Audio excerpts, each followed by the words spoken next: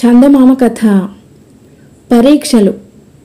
ఒకానొక దేశంలో ఒక పేదవాడు ఎలాగూ సంసారం గడపలేక రాజు వద్దకు పోయి సహాయం వేడాడు. రాజు పేదవాడి కోరిక విన్న మీదట, నిన్ను 4 ప్రశ్నలు అడుగుతున్నాను. అన్నిటికన్నా వేగమైనదేది? అన్నిటికన్నా బలం కలదేది? అన్నిటికన్నా మెత్తనైనదేది? అన్నిటికన్నా ఆనందకరమైనదేది? రేపటిలోగా ఈ ప్రశ్నలకు సమాధానం చెబితే నీకు సహాయం చేయటానికి ప్రయత్నిస్తాను అన్నాడు. పేదవాడు ఈ ప్రశ్నలను మననం చేసుకుంటూ ఇంటికి వెళ్ళి సమాధానాలు తట్టక తికమకపడసాగాడు. అతని కూతురు 17 ఏళ్ల పిల్ల తండ్రిని చూసి, ఏమిటి నాన్న దీర్ఘంగా ఆలోచిస్తున్నావు అని అడిగింది. రాజుగారిని యాచించబోయాను. ఆయన నన్ను 4 ప్రశ్నలు అడిగారు. రేపటిలోగా సమాధానాలు చెప్పాలన్నారు. అటువంటి ప్రశ్నలకు నేనేం సమాధానాలు చెప్పగలను అన్నాడు పేదవాడు.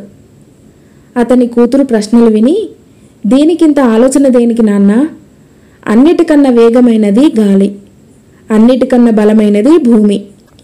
ఎందుకంటే ఎంత బలం గల ప్రాణులకు కూడా భూమే బలమిస్తుంది. అన్నిటికన్నా మెత్తనైనది చెయ్యి. హంసతూలికా తల్పం మీద పడుకున్నవాడు కూడా చెయ్యి ముడిచి తల కింద పెట్టుకుంటాడు. అన్నిటికన్నా ఆనందకరమైనది నిద్ర. ఇంకా దేని చేత పోని దుఃఖం కూడా నిద్రలో పోతుంది అన్నది. పేదవాడు ఈ సమాధానాలకు సంతోషించి మర్నాడు ఉదయమే రాజు వద్దకు వెళ్ళి సమాధానాలు 4 చెప్పాడు. ఈ సమాధానాలు నీ అంతట నీవే తెలుసుకున్నవా, లేక ఎవరైనా నీకు చెప్పారా అని అడిగాడు. నా కూతురు 17 ఏళ్ల పిల్ల చెప్పింది అన్నాడు పేదవాడు. రాజు ఆశ్చర్యపడి, నీ కూతురు అంత తెలివిగలదా?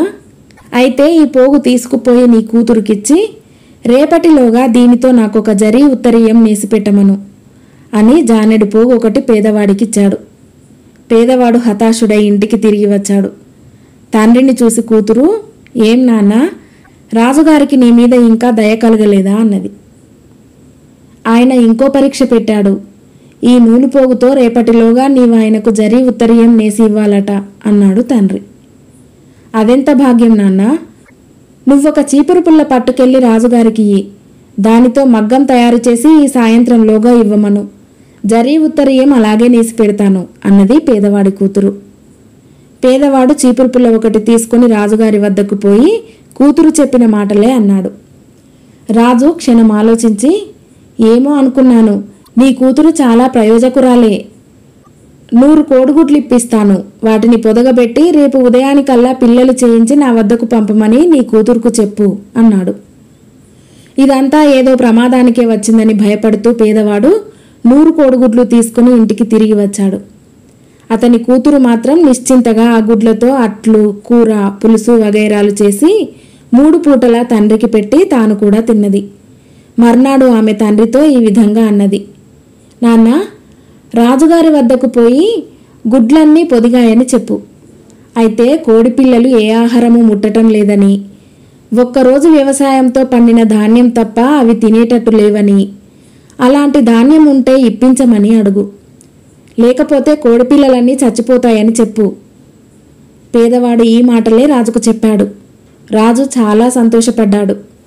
ఆయన పేదవాడితో, నీవింటికి వెళ్ళి నేను 2 గడియలలో మీ ఇంటికి వస్తున్నానని నీ కుమార్తెతో చెప్పు అన్నాడు.